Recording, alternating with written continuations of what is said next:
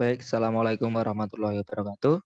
Perkenalkan kami dari kelompok 1 yang beranggotakan Andre Perdana Saputra dengan NIM D600-122, juga ada Sabriansah Putra Wardana dengan NIM D600-200-098, dan ada saya sendiri Muhyusuf Bahtiar dengan NIM D600-138. Pada kesempatan kali ini kita akan membahas 3 isu. Yang pertama ada stokastik, yang kedua ada fenomena antrian, dan game teori.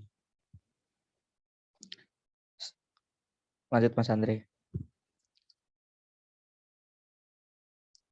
Untuk pengertian dari stokastik sendiri yaitu model hidrologi dengan basis matematik yang menghasilkan suatu urutan nilai yang menerapkan hasil dari proses acak dengan cara memasukkan nilai probabilitas.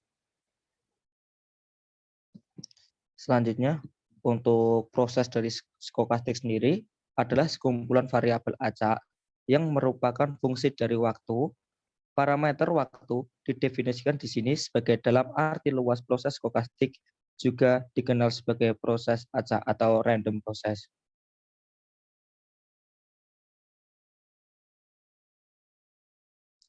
Untuk pertimbangan pengaruh antara individu dan memastikan ada konsep peluang di dalamnya, model deterministik. Di sisi lain, tidak mempertimbangkan adanya efek acak antara individu.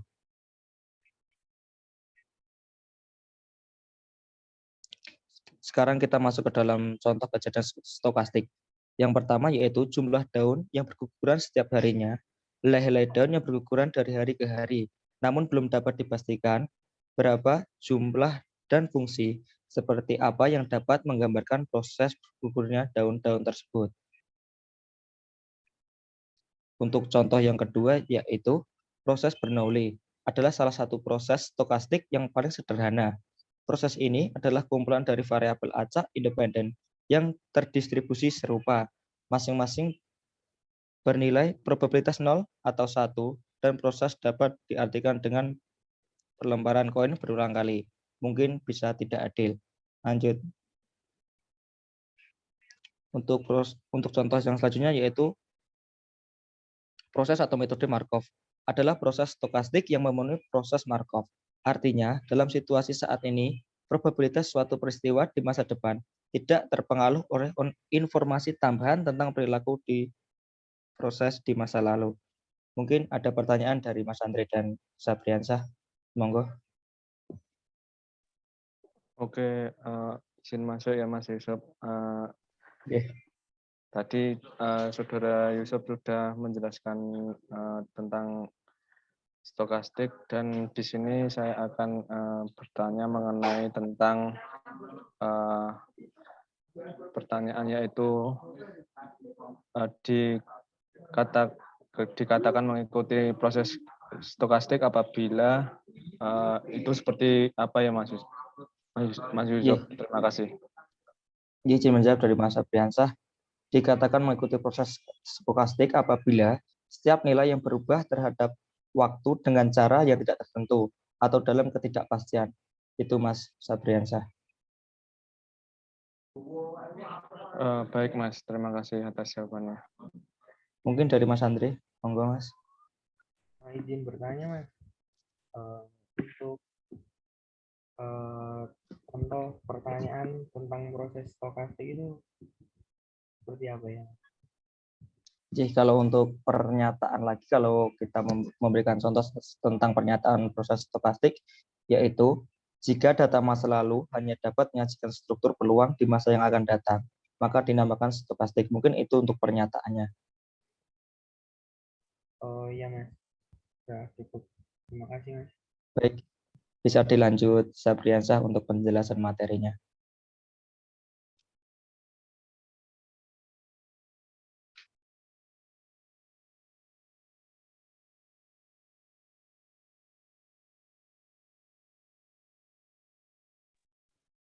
Selanjutnya fenomena antrian.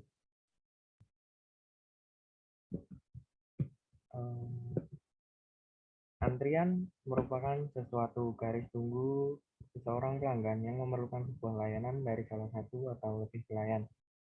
antrian terjadi dikarenakan kebutuhan akan layanan yang melebihi kapasitas pelayan maupun fasilitas layanan, sehingga pengguna fasilitas yang tiba tidak bisa untuk segera mendapat layanan disebabkan karena sibuknya layanan. Contohnya seperti bank, dilihat dari segi calling population atau disebut juga kedatangan atau juga disebut antrian. Pada bank dihitung sesuai nomor antrian yang didapat pada setiap nasabah bank yang datang. Pada disiplin antrian di bank, kita termasuk cukup disiplin menggunakan sistem first come first served. Artinya yaitu yang dahulu datang ia yang dilayani. Dikarenakan disesuaikan urutan nomor antrian yang didapatkan pada setiap nasabah dan juga terdapat pembatasan orang yang bisa berada di dalam bank, yang apabila di dalam bank memenuhi kapasitas, maka untuk nomor antrian yang masih jauh menunggu di luar bank. Selanjutnya contoh yang kedua yaitu pencucian mobil. Pada segi calling population-nya sama seperti bank. Pada pencucian mobil dihitung siapa yang datang lebih awal, yang nantinya akan dilayani terlebih dahulu. Pada disiplin antriannya, di pencucian mobil menggunakan sistem sama seperti bank, yaitu first come, first served. Artinya, yang datang terlebih dahulu ialah yang dilayani, sama halnya seperti bank. Pada pencucian mobil, dilakukan antrian yang tertib dan sesuai prosedur agar pelanggan yang datang tidak kecewa. Selanjutnya, contoh yang ketiga yaitu puskesmas.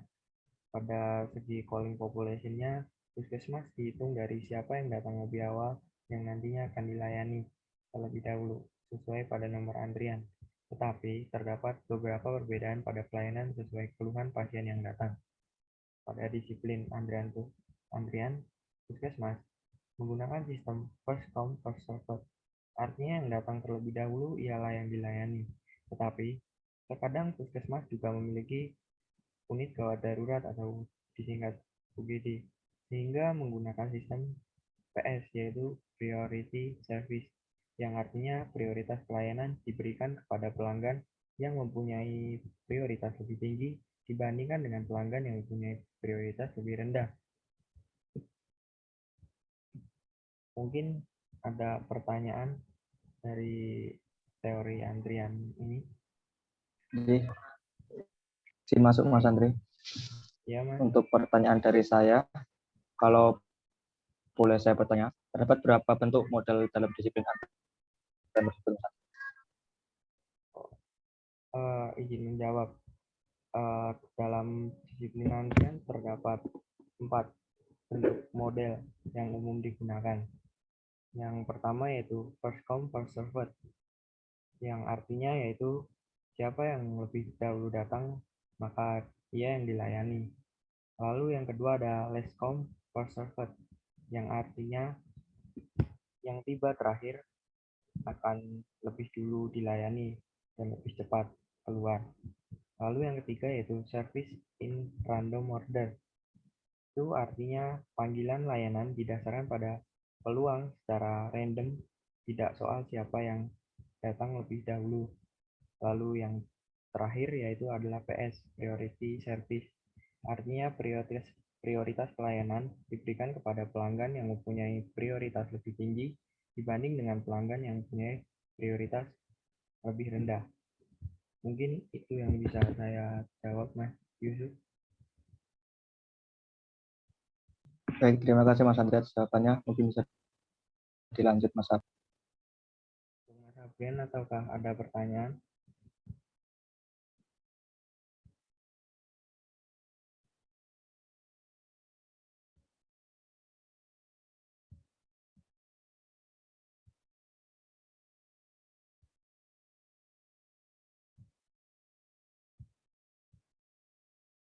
Kalau Mas Aben ada kendala sinyal?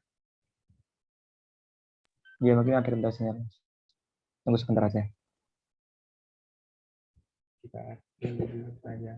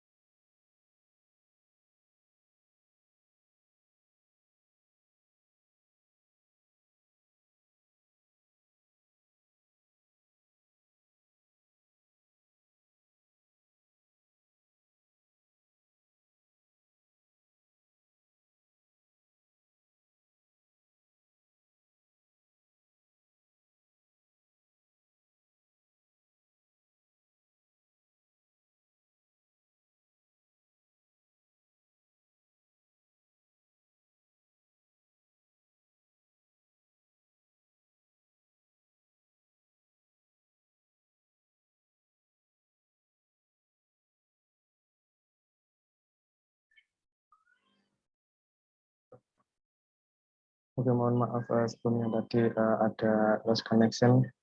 Eh, di sini saya mau bertanya setelah tadi Mas Andre menjelaskan tentang fenomena antrian. Di sini saya mau bertanya tentang apa penyebab dari timbulnya antrian sendiri dan efisienkah apabila terdapat penambahan fasilitas pada tempat yang tertentu.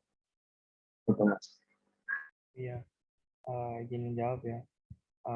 Antrian tersebut timbul karena kebutuhan akan layanan yang lebih kemampuan, layanan dan juga fasilitas layanan, sehingga penggunaan fasilitas tidak bisa segera mendapat layanan karena sebabnya kesibukan pada layanan tersebut.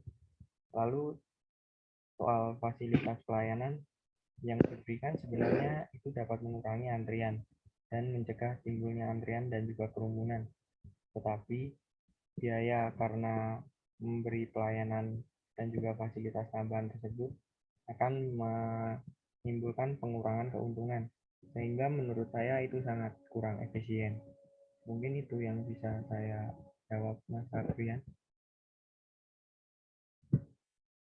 Baik Mas, terima kasih atas jawabannya.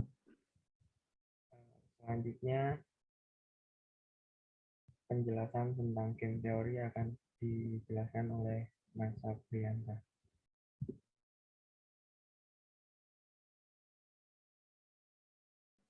Oke, di sini perkenalkan sebelumnya nama saya Sabran Wardana dengan NIM 600 2098. Di sini saya akan menjelaskan tentang game teori.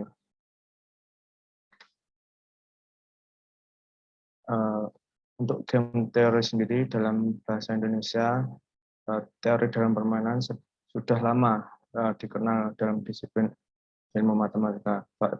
Pada tahun 1928, Neumann telah memberitahukan bahwasanya teorema fundamental permainan two person zero sum yang sederhana merupakan teorema matematika murni. Untuk pengertiannya game teori sendiri yaitu adalah suatu studi tentang bagaimana pemain seharusnya secara rasional memainkan sebuah game. Setiap pemain menginginkan permainan berakhir dengan memberikan hasil yang terbaik dan maksimal.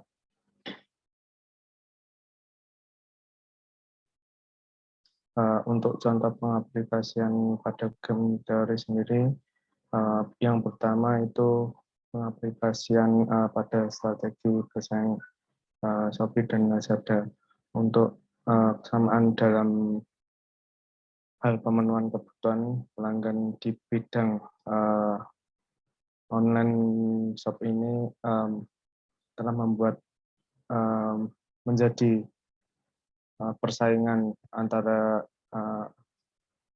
Shopee dan Lazada ini untuk mengantisipasi kemungkinan strategi yang akan diterapkan oleh lawan atau pesaing dari Shopee dan Lazada sendiri dalam melakukan aktivitas pemasarannya dengan berupaya menciptakan keunggulan dari berbagai faktor yang dapat menarik pelanggan untuk menggunakan jasanya yang sangat diperlukan.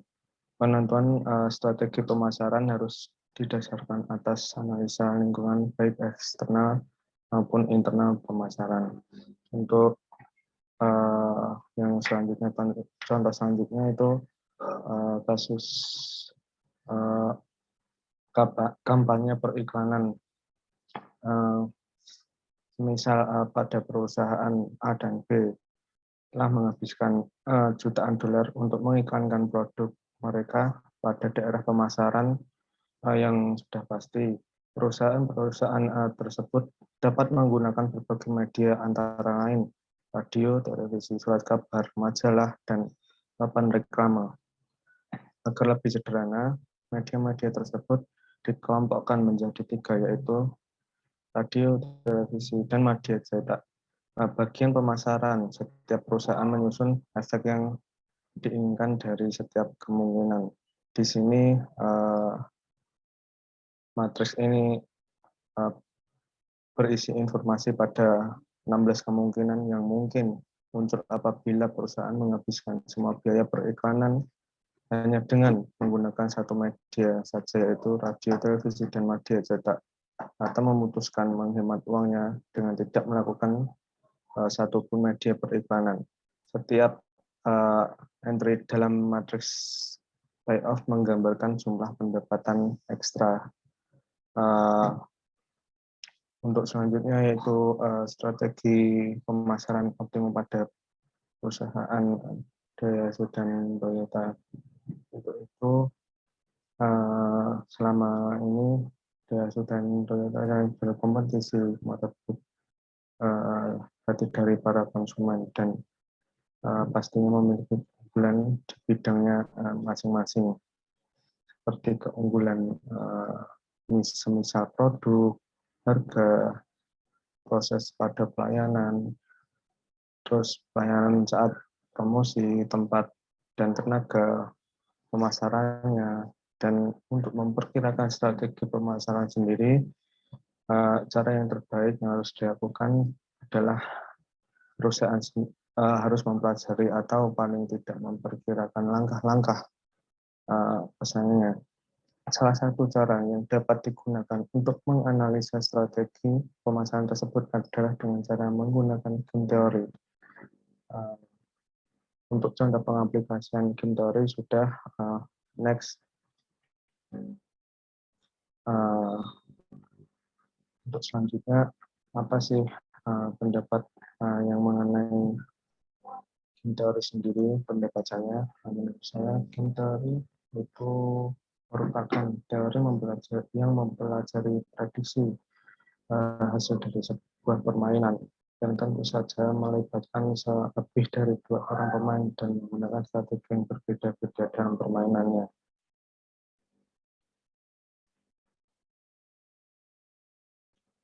Untuk keterbatasan teori sendiri, teori memiliki beberapa keterbatasan, yaitu game teori dapat diaplikasikan ke 2 pemain.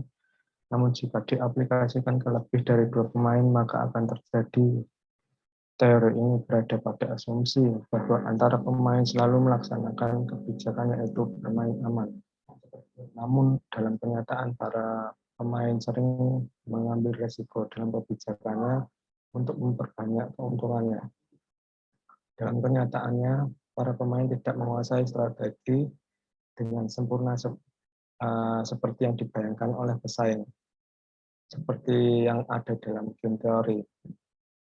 Suatu hal yang dilakukan oleh pesaing, seorang pemain bahkan mungkin tidak mengerti strategi yang digunakan oleh pesaingnya.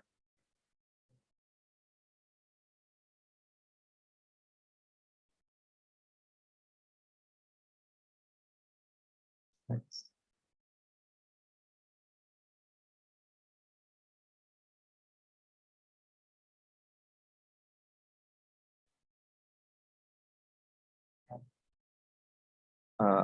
Untuk itu, apakah ada pertanyaan mengenai game teori sendiri?